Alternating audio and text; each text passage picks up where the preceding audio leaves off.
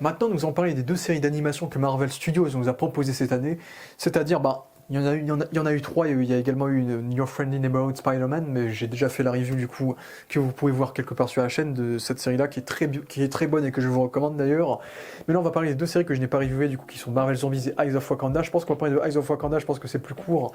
Mais honnêtement, je trouve que Marvel Studios nous a proposé des bonnes séries d'animation cette année. C'est pas tous les jours le cas, c'est que What If, ça oscillait entre le hockey et le nul à chier. Et en dehors de What If, Marvel, en vrai, ils ont su proposer des bangers. Hein. X-Men 97, excellent, toujours la meilleure série animée de Marvel. Et puis leur série Spider-Man est très très cool, honnêtement. Et donc là, on a eu droit à cette mini-série de 4 épisodes qui est Eyes of Wakanda. Ça se regarde comme un film, 4 épisodes d'une demi-heure, 2 heures, tranquille. Et franchement, je trouve ça pas mal. J'ai passé un petit moment, j'ai regardé ça, c'était très court.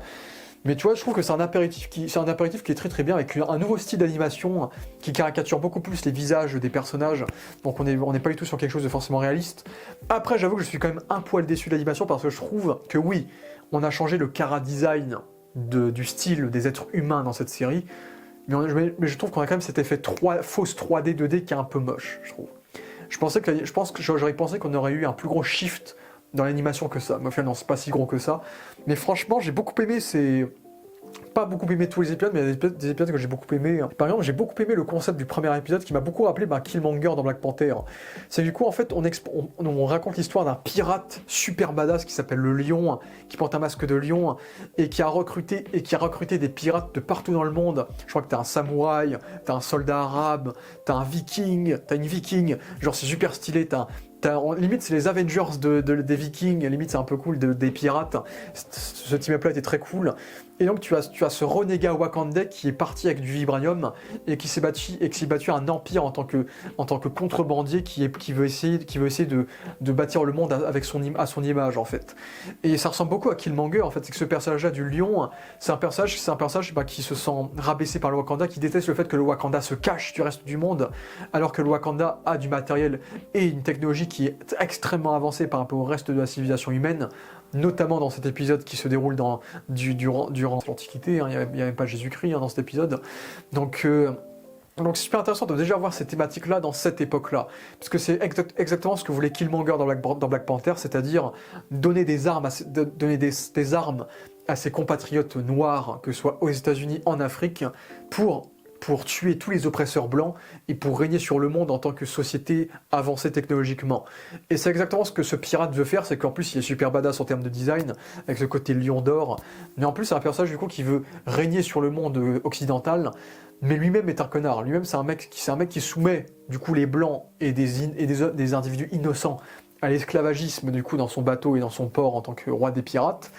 Et j'ai beaucoup aimé cet épisode-là qui met en avant le fait qu'on recrute une Dora Milaje qui est un peu renégat, qui du coup va devenir une Hatut érasée. Donc Hatut érasée, je crois que c'est les chiens de garde. Et dans cette série, on suit différentes générations de chiens de garde, donc ces espèces d'espions qui essayent de protéger la sécurité et l'existence du Wakanda.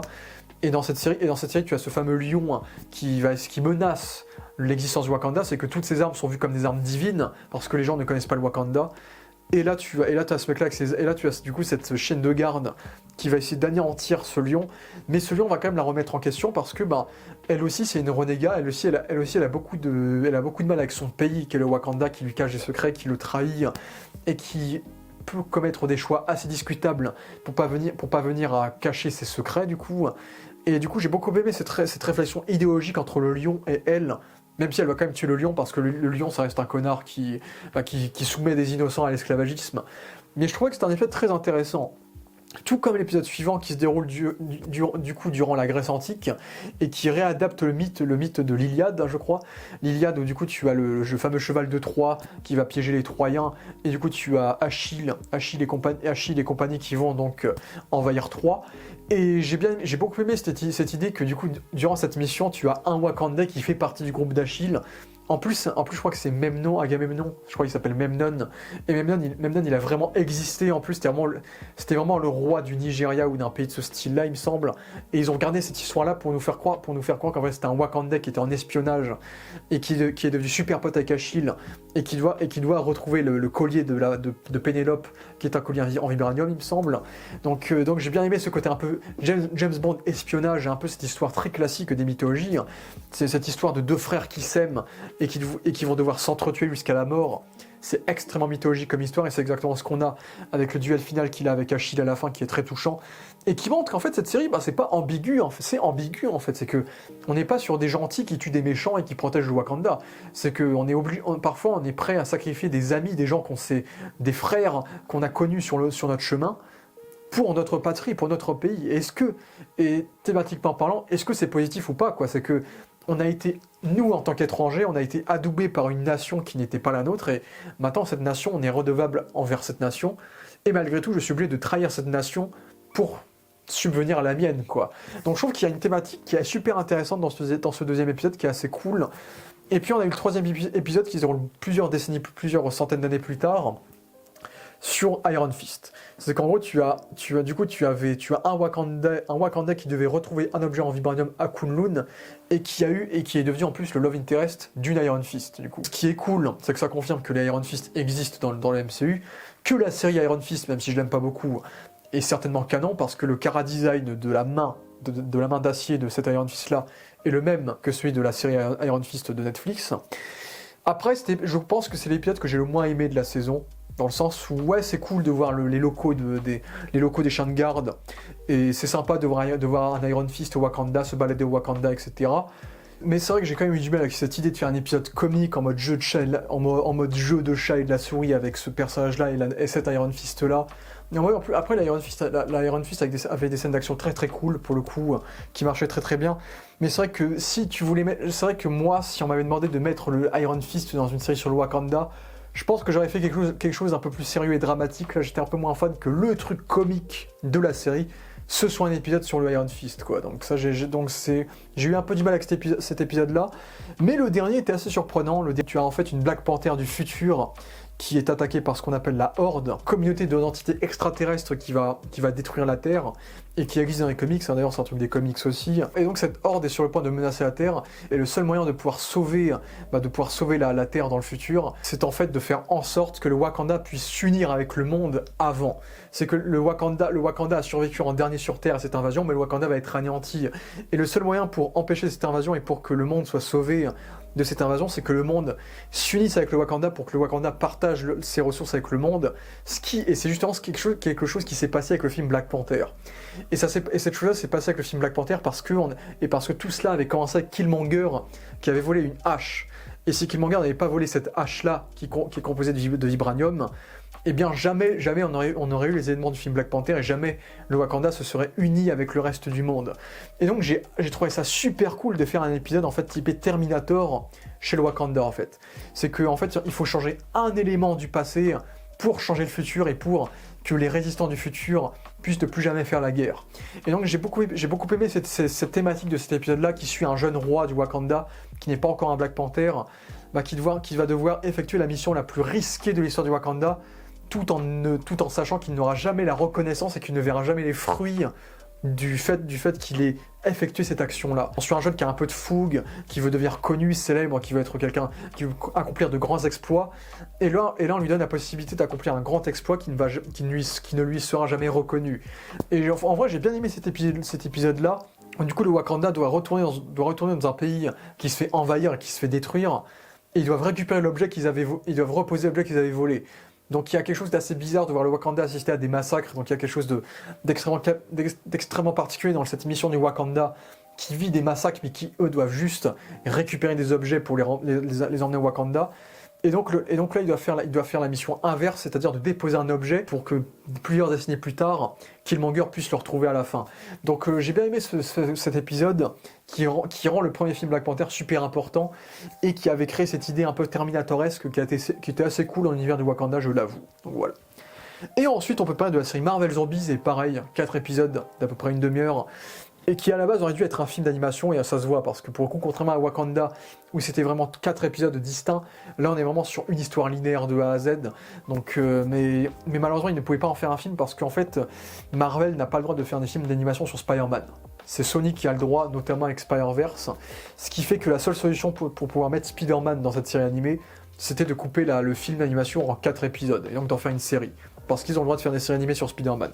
Donc c'est ce qu'ils ont fait du coup, et j'ai plutôt bien aimé Marvel Zombies, j'étais pas comme un fou devant, mais j'ai passé un bon moment, j'ai trouvé ça très agréable et très sympa. Dans le sens où vous pourrez regarder ma critique de What If, mais moi j'étais très déçu par l'épisode de What If qui adaptait Marvel Zombies. C'est qu'on rendait beaucoup hommage aux comics de Robert Kirkman, dans les références, dans certaines séquences, etc. Mais ça rigolait beaucoup trop, il y avait beaucoup trop de vannes, c'était un peu chiant, et c'était trop Marvelesque pour moi, et puis lui il n'y avait pas vraiment de sang, c'était du sang noir pour censurer. Et là, au moins dans cette série, ils ont eu la justesse d'assumer la violence, donc on a une série qui est violente et qui est moins de 18 ans, et qui du coup n'hésite pas à aller assez loin dans le niveau de violence. Et ça j'ai trouvé ça assez cool. Mon seul problème, je dirais, avec cette série-là, c'est que c'est une série qui est surtout focus sur les personnages actuels du MCU, c'est-à-dire que moi personnellement, je sais qu'il y en a qui ont adoré, mais moi personnellement, démarrer la série sur Kamala Khan, Kate Bishop et Riri Williams, genre... Si tu m'avais dit qu'on démarrait la série sur Robert Downey Jr. et Chris Evans, là j'aurais été en mode waouh, le charisme trop bien. Là, bon, j'aime bien Kate Bishop, j'aime bien Kamala Khan, mais c'est là que tu vois à quel point les Young Avengers ça m'excite pas du tout. Riri Williams, j'ai appris à la détester dans sa série télé, donc j'en ai rien à foutre, je ne veux plus jamais la revoir. Et Kate Bishop et Kamala, je les aime bien, mais c'est pas assez pour porter un groupe. Et donc ouais, on est censé trouver ce trio de copines un peu attachant, mais perso j'en avais un peu rien à foutre. La série s'inspire du comics surtout sur la violence, parce que sinon l'intrigue est complètement originale, c'est que grosso modo le comics Marvel Zombies, c'est tout l'univers Marvel qui se transforme en monde de zombies, puis ensuite ils vont essayer de transformer l'univers Marvel en zombies, et ensuite ils vont voyager dans le multivers pour essayer de changer d'autres multivers en monde de zombies. Et les zombies sont à moitié conscients, c'est pas des zombies purs, c'est qu'ils ont un peu leur conscience, donc c'est un trip complètement bizarre. Là ils ont pas du tout fait ça, alors là on est sur quelque chose de plus cliché, de plus classique, avec des résistants humains qui essayent de lutter contre l'invasion zombie, mais je trouve que l'histoire est plutôt bien traitée malgré tout, dans le sens que j'ai trouvé cool dans cette série Marvel Zombies, c'est qu'on se balade dans tout l'univers Marvel. C'est qu'on va aller à Talocan, on va aller au Raft, on va aller à la Nouvelle Asgard, on va croiser Scarlet Witch, on va croiser les Éternels, etc. On va croiser Blade. Donc ça, c'est une série pure Marvel. Pour les fans de Marvel, c'est assez cool à regarder, c'est un bon bonus. Et ça, c'est vraiment ce que j'ai trouvé assez cool dans cette série. Et puis, c'est aussi une série qui nous permet de faire des what if sur des personnages qui n'avaient jamais été traités par la série What If, comme Blade, comme Icaris, comme d'autres personnages par exemple. Donc ça aussi c'est quelque chose que j'ai trouvé cool dans le fait qu'on ait cette série. Après, j'ai quand même des problèmes, notamment l'animation de What If que j'ai jamais trouvé très belle. C'est que l'animation de What If, c'est que tu as cet effet de 2D avec des reflets de lumière un peu dégueulasses avec le visage des acteurs qui est pas forcément très beau, qui fait que l'animation, j'espère que c'est la dernière fois qu'on voit cette animation. Cette animation, je la trouve assez moche et j'espère qu'on va plus jamais la revoir. Après, j'aime bien les backgrounds dans cette animation-là, c'est qu'on a des beaux backgrounds, mais les modèles numériques des personnages sont souvent pas très beaux, quoi. Ça c'est un truc qu'on pourra critiquer, c'est que l'animation pour moi est pas dingue par rapport à cela. Mais j'ai trouvé qu'il y avait des concepts assez bien trouvés pour Marvel Zombies. Par exemple, ça m'a fait très plaisir de revoir Icaris, même si c'était très court. Mais j'ai beaucoup aimé cette idée d'avoir une espèce de vallée de dieux, où tu as deux dieux qui s'affrontent, mais qui ne pourront jamais se battre, qui pourront ne jamais se battre en fait. C'est qu'ils sont destinés à se battre à vie parce qu'aucun des deux ne peut perdre en fait. Parce que les deux sont omniscients. Et donc j'ai adoré cette idée-là qui fait très mythologique de ce combat entre Captain Marvel et Icaris que j'ai trouvé très cool comme idée.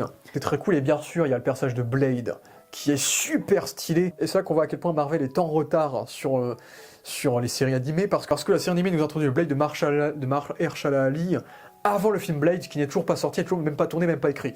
Donc c'est là qu'on voit à quel point ils n'arrivent pas à faire leur putain de film Blade. C'est que même la série Marvel Zombies, qui d'ailleurs, je rappelle, a été annoncée il y a 4 ans. 4 ans d'attente pour une série animée, c'est énormissime. Même la série Marvel Zombies qui est arrivée en retard, elle est quand même arrivée avant le film Blade. Et ils ont fait un Blade avant le film Blade. Donc ça, c'est assez con quand même. Mais le Blade, il était super cool. Dommage que ce ne soit pas Mahershala Ali qui fasse la voix. C'est Todd Williams. Mais par contre, Todd Williams fait une superbe impression de Mahershala Ali. On dirait vraiment que c'est Mahershala Ali pour le coup. Surtout que physiquement, il est basé sur Mahershala Ali. Mais je trouve le concept de mélanger Blade et Moon Knight super cool. Donc le Blade Knight. Avec le fait que même sa moto soit typée un peu Moon Knight.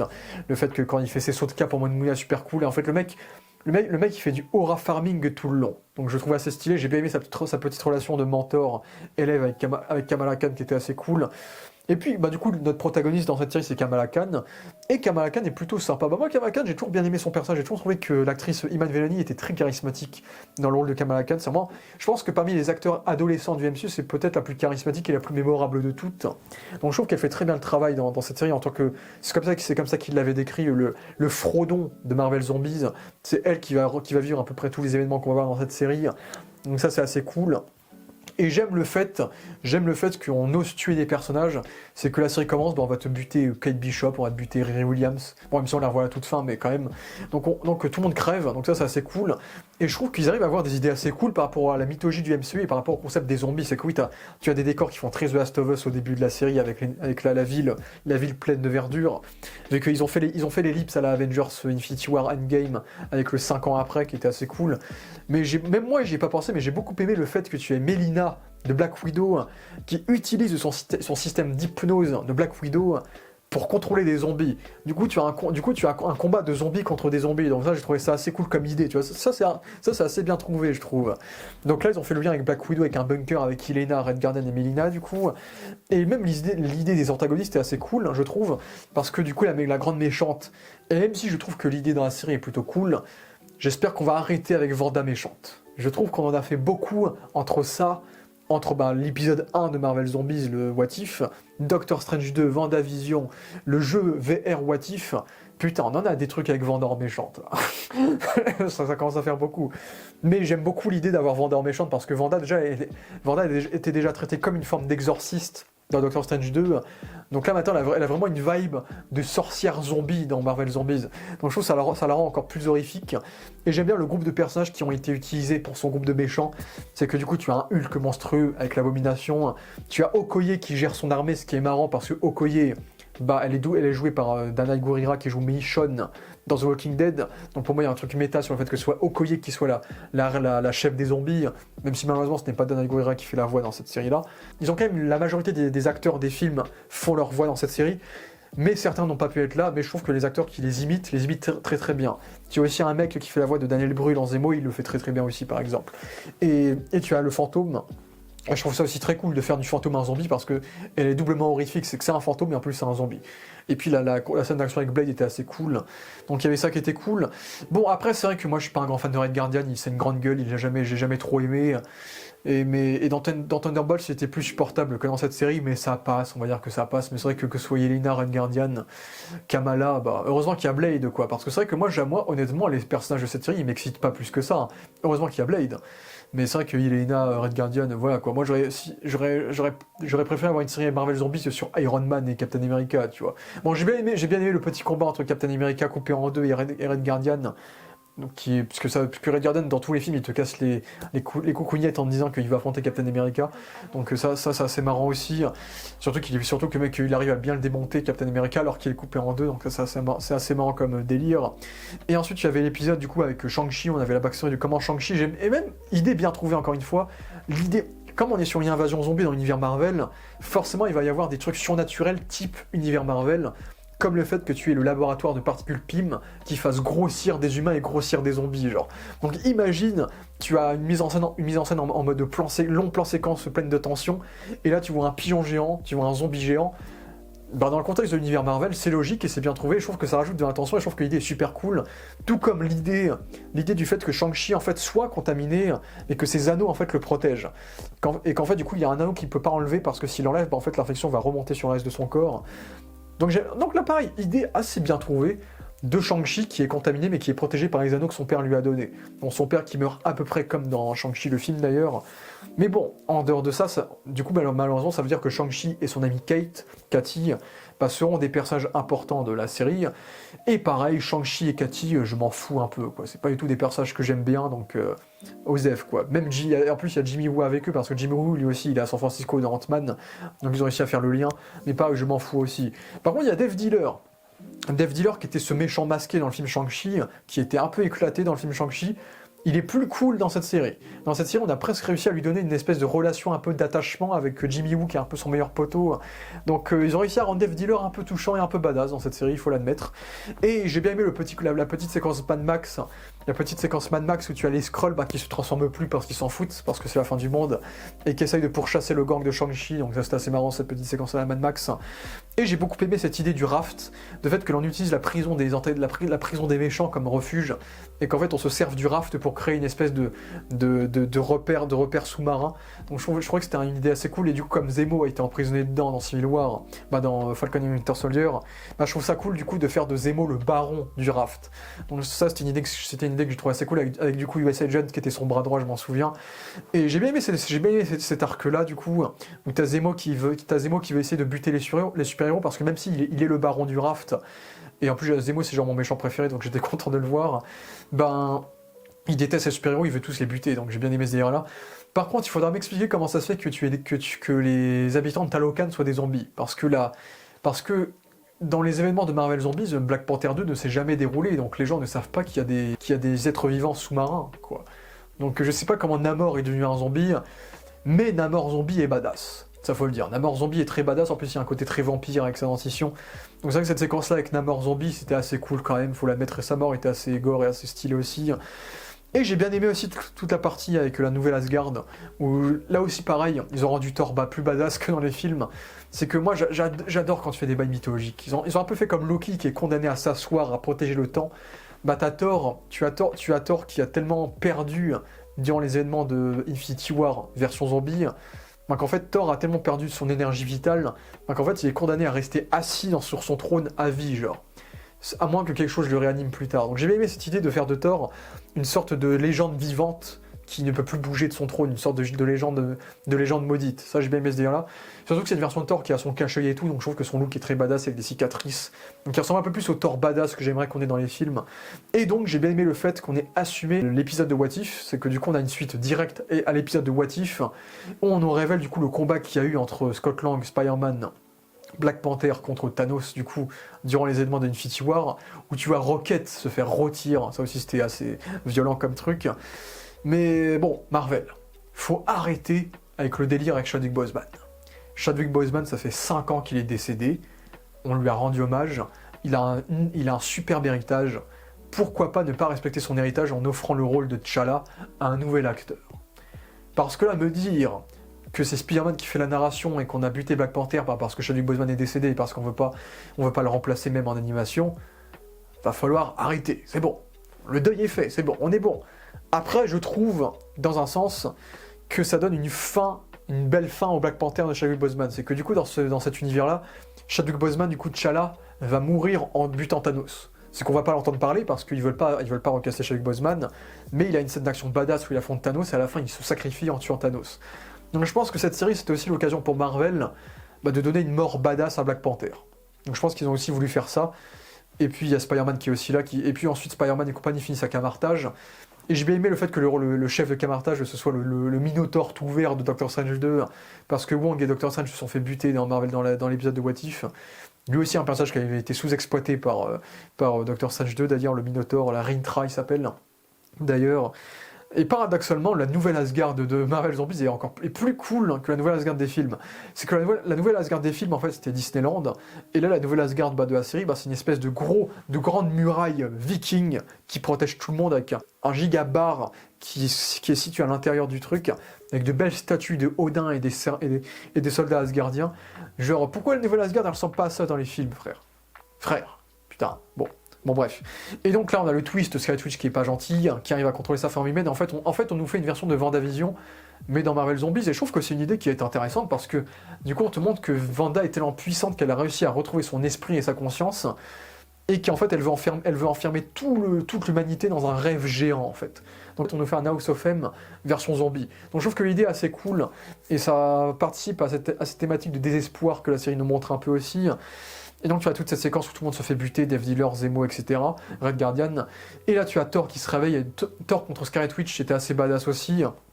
Et ensuite tu as le dernier épisode, où là ils ont fait tout un délire avec un Hulk qui a absorbé l'énergie des pierres de l'infini, et pareil, putain on a tellement fait de la merde avec le Hulk des films, que ça fait plaisir quand même de voir un Hulk surpuissant, assez badass, qui peut rivaliser contre la Scarlet Witch et Thor Zombie dans cette série. Et Thor Zombie était badass aussi.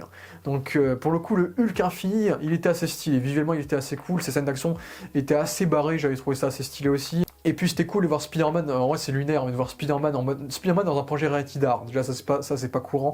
De voir Spider-Man décapiter des têtes de zombies, ça aussi c'était un délire aussi. Mais le combat final était assez épique. Le combat final qui faisait très Seigneur des Anneaux pour le coup était assez cool. Ils ont fait une belle ouverture en mode Avengers avec un beau plan des héros contre les zombies du coup. Et à la fin du coup Wanda gagne, prend le pouvoir de Hulk et absorbe le pouvoir de Kamala. Et à la fin Kamala se retrouve emprisonnée dans un rêve pour le restant de ses jours pour l'instant. Donc bon, j'ai pas compris en quoi Kamala était utile pour le plan de Wanda. À part ça, j'ai trouvé la fin assez couillue, une fin négative. Donc à la fois c'est une fin qui pourrait nous laisser penser qu'on pourrait avoir une saison 2, ou peut-être que Kamala pourrait essayer de résoudre le problème, ou peut-être que je sais pas, des héros comme les Gardiens de la Galaxie pourraient aller sur Terre pour essayer d'empêcher l'invasion zombie. Puis on avait aussi l'idée super cool du Nova Corps qui contrôle la Terre en quarantaine. Ça, j'ai bien aimé cette idée qui est assez réaliste, qui faisait très Covid, qui m'a beaucoup rappelé 28 ans plus tard aussi d'ailleurs, où la Terre est tellement partie en couille que l'espace refuse qu'un élément de la Terre puisse quitter l'atmosphère. Donc j'ai bien aimé ce délire-là avec le Nova Corps qui m'avait donné un sentiment de faux espoir qui était intéressant. Et puis la série, en vrai, il y a de quoi faire une saison 2, mais il y a aussi de quoi ne rien faire. Je trouve que la fin est déjà très bien, c'est une fin très négative, très triste, dans le sens où tout le monde meurt en fait. Mais c'est une fin qui donne de l'espoir dans des rêves. Et ça, c'est un truc assez intéressant comme idée. Et ça change un peu des fins qu'on peut avoir dans les œuvres de zombies par exemple. Donc Marvel Zombie, c'était pas une dinguerie, mais je trouvais qu'il y avait des idées assez cool, qu'on exploitait bien l'univers Marvel et que c'était assez agréable à regarder. Donc je ne peux que vous recommander.